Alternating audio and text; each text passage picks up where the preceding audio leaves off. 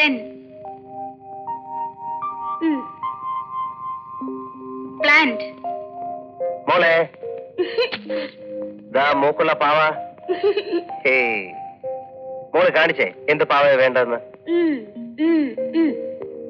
മോള് നോക്കിക്കേ.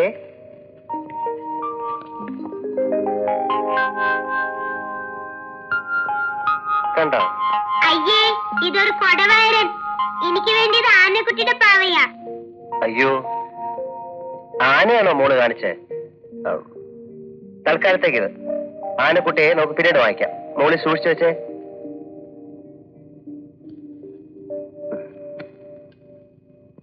എന്താ ദാസേട്ടന്റെ ഉദ്ദേശം? എന്താ? ഇന്ന് ഈ വേഷത്തിലല്ലല്ലോ ഇവിടുന്ന് പോയത്.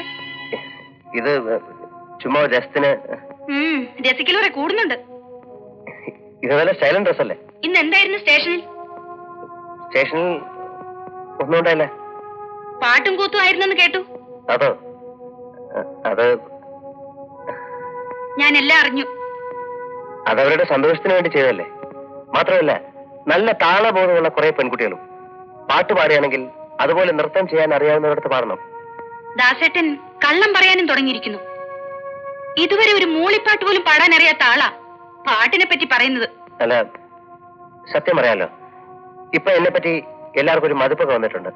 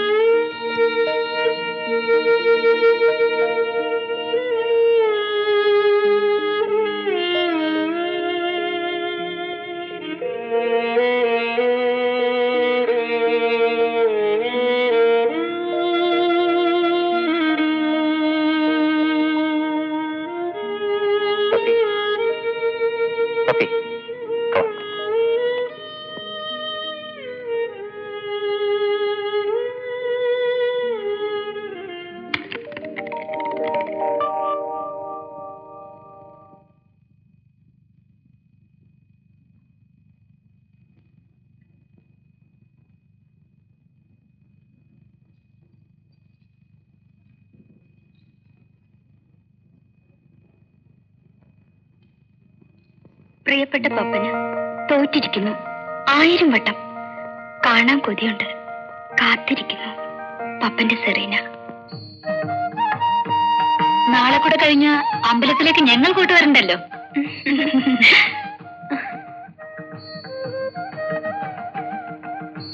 ഹലോ. സെറീന, എനിക്ക് സെറീനയോട് കുറച്ച് കാര്യങ്ങൾ പറയാനുണ്ട്.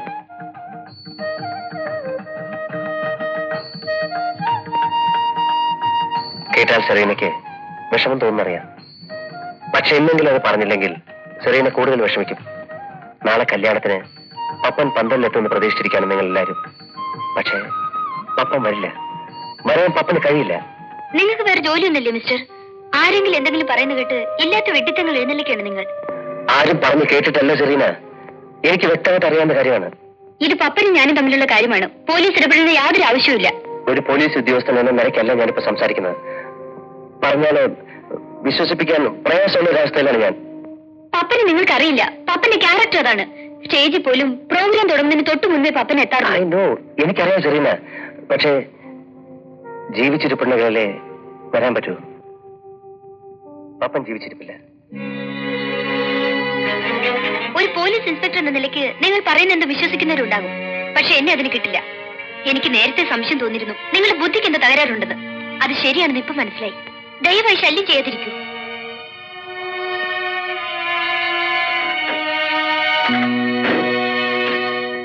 ഒന്നും പേടിക്കാനല്ലേ.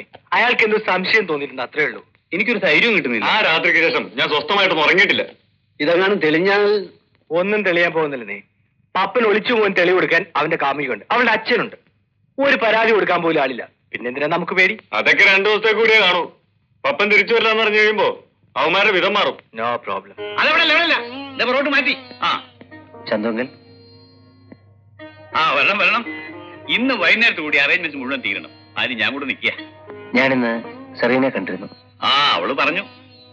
അല്ല മിസ്റ്റർ ദേവദാസ്, ഞാൻ അറിയാഞ്ഞൊരു ചോദിക്കുക, ഈ കാര്യത്തിൽ നിങ്ങൾക്ക് എന്താ ഇത്ര ഒരു താല്പര്യം? എന്നെ നിങ്ങളൊക്കെ തെറ്റിദ്ധരിക്കുകയാണ്. തെറ്റിദ്ധരിച്ചിട്ടല്ല മിസ്റ്റർ ദേവദാസ്. പപ്പൻ നാളെ വന്നില്ലെങ്കിൽ പോരെ ഈ പരാതിപ്പെടലും അന്വേഷിക്കലും ഒക്കെ? അഥവാ സംശയങ്ങൾ ഉണ്ടെങ്കിൽ തന്നെ എന്തെങ്കിലും തെളിവ് കിട്ടിയതിന് ശേഷം വേണ്ട ഈ കാര്യം ഇവിടെ ഒന്ന് പറയാൻ.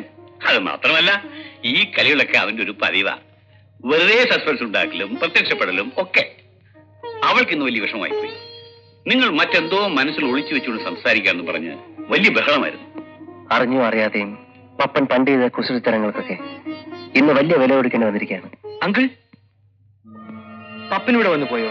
ഇല്ല, എനിക്കിപ്പോ ഫോൺ ചെയ്തിരുന്നു, ഇവിടെ ഉണ്ടാവും പറഞ്ഞു. കണ്ടോ അവന്റെ ഒരു സ്വഭാവം? കണ്ടാ കെട്ടിയിട്ട് തല്ലാൻ തോന്നും. അവൻ ഇതിങ്ങോട്ട് വന്നിട്ടില്ല. പിന്നെ നിങ്ങൾക്ക് ഫോൺ ചെയ്ത സ്ഥിതിക്ക് ചിലപ്പോ ഇങ്ങോട്ട് എത്തിയേക്കും. എന്നെ ഒരു സ്ഥലം വരെ പോയിട്ട് വരാം. പപ്പൻ വന്നാ ഇവിടെ നിൽക്കാൻ പറയണം. കല്യാണത്തിന് ഞങ്ങളുടെ വക ചില അറേഞ്ച്മെന്റ്സുകളൊക്കെ ഉണ്ട്. വരട്ടെ.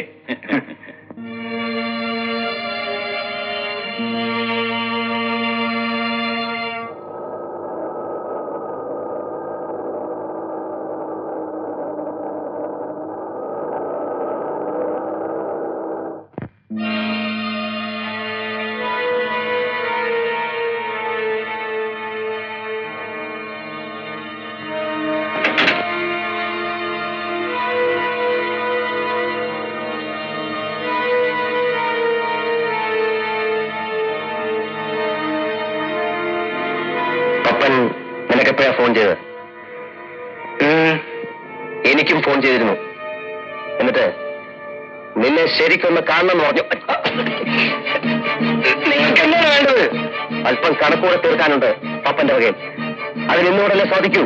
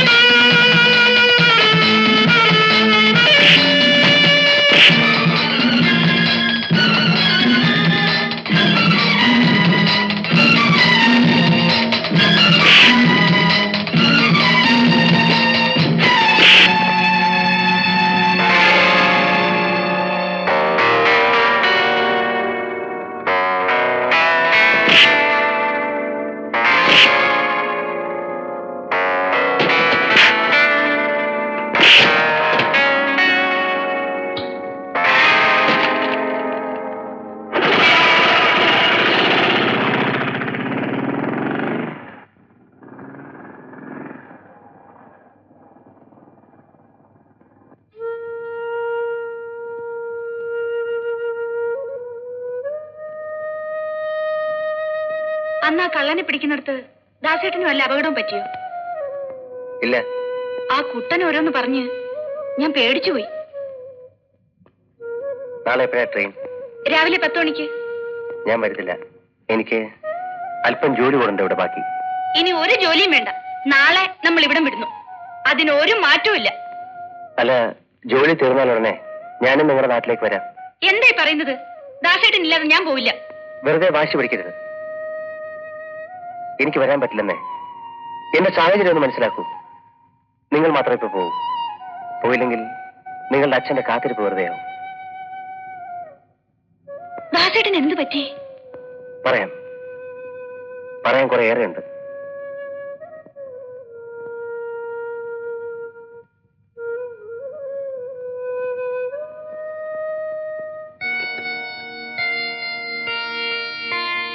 ഹലോ, ചന്ദ്രശേഖരന്റെ വീടല്ലേ? ഞാൻ സർക്കിൾ ഇൻസ്പെക്ടർ ദേവദാസ് ആണ്. എനിക്ക് മിസ് സെറീനയോട് ഒന്ന് സംസാരിക്കണം.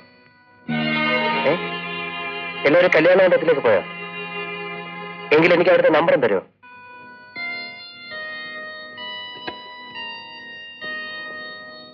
ഹലോ, ഇത് സർക്കിൾ ഇൻസ്പെക്ടർ ദേവദാസ് ആണ്.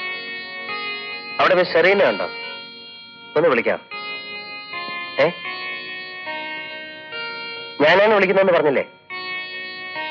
ആ, ശരി, ഓക്കെ.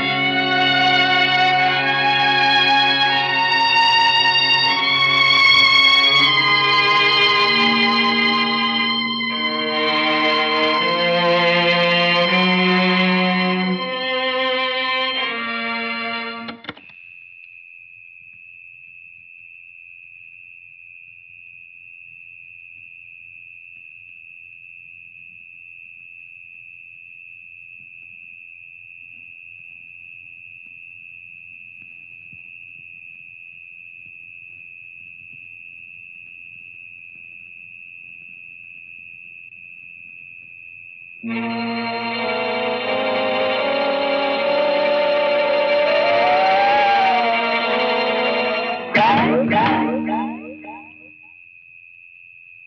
പപ്പ ഈ അവസാന രാത്രി വെറുതെ സംസാരിച്ച് കളയാമെന്ന് വെച്ചോ? നാളെ എന്റെ കല്യാണമാണ്. പന്തലിൽ സെറീന എന്നെ കാത്തിരിക്കും. ഒരിക്കലും തിരിച്ചു വരാത്ത എനിക്ക് വേണ്ടി ജീവിതകാലം മുഴുവൻ അവൾ കാത്തിരിക്കും. കുറച്ചു കാലം നിന്നെ കാണാതാകുമ്പോ ആ കൊച്ചു വേറെ ആരെങ്കിലും കല്യാണം കഴിച്ച് സുഖമായിട്ട് ജീവിച്ചോളൂ. ഇല്ല, സെറീന എനിക്കറിയാം. മറ്റൊന്നും ഞാൻ ആവശ്യപ്പെടുന്നില്ല. ഞാൻ മരിച്ചുപോയ സത്യം എല്ലാരും ഒന്ന് അറിയിക്കണം.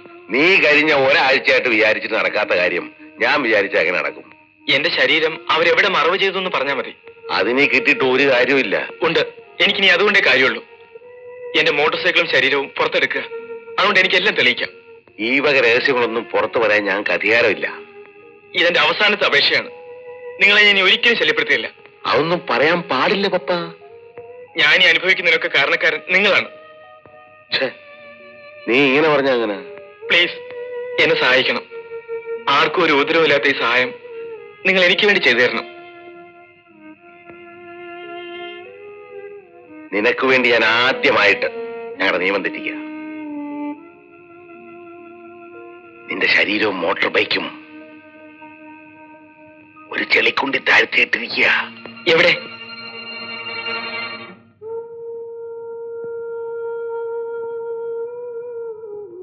മതി. നിങ്ങളോട് എങ്ങനെ നന്ദി പറയണമെന്ന് എനിക്കറിയില്ല.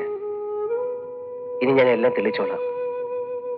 നാളെ എന്നെയും കാത്ത് മണവാട്ടിയെ സെറീന വരുന്നതിന് മുമ്പ് എനിക്ക് അവളെ വിവരം അറിയിക്കണം. ശരി.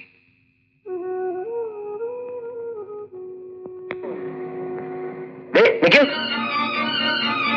ഞാൻ നോക്കട്ടെ. നിൽക്കൂ. വായി തുറക്കൂ. വായി തുറക്കാൻ. എനിക്ക് വളരെ പ്രധാനപ്പെട്ട ഒരു കാര്യം പറയുന്നുണ്ട്. വായി തുറക്കാൻ. ഞാൻ പറയുന്നൊന്ന് കേൾക്കൂ. വായി തുറക്കാൻ.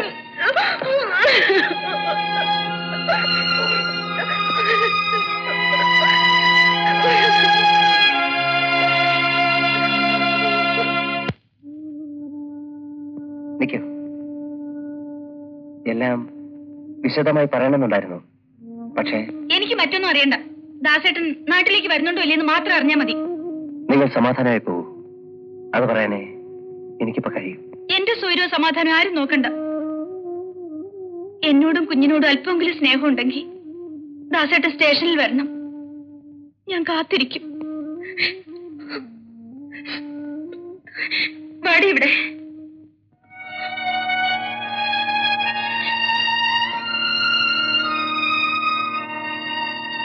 മോള് ഡാഡിയെ ചോദിച്ച് മോളുടെ മമ്മി ഒരിക്കലും ബുദ്ധിമുട്ടിക്കരുത്.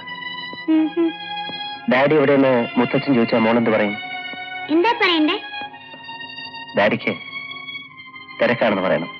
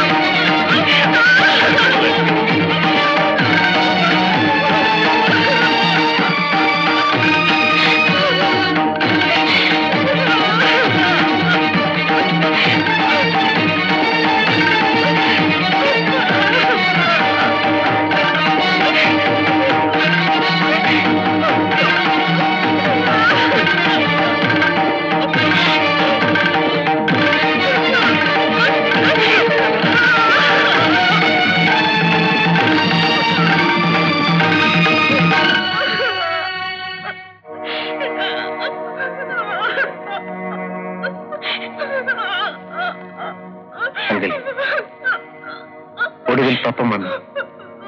പക്ഷെ അതിങ്ങനായി. അങ്കിൾ പറഞ്ഞില്ലേ പപ്പൻ ജീവിച്ചിരിപ്പുണ്ടെങ്കിൽ വരുമെന്ന്. ജീവിച്ചിരിപ്പില്ലാത്ത പപ്പനെ അങ്കിളും സെറീനയും കാത്തിരുന്നു. ജീവിതകാലം മുഴുവൻ തുടരുമായിരുന്ന ആ കാത്തിരിപ്പ് ഇവിടെ തീരണം.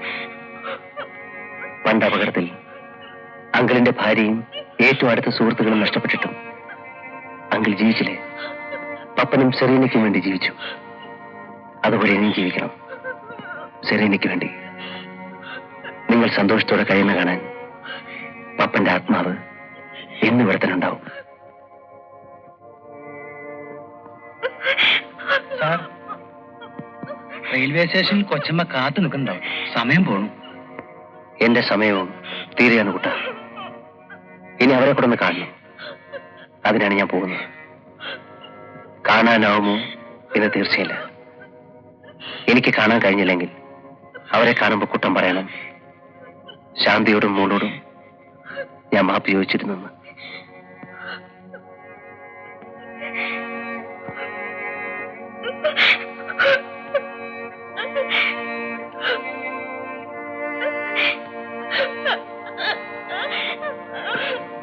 സെറീന,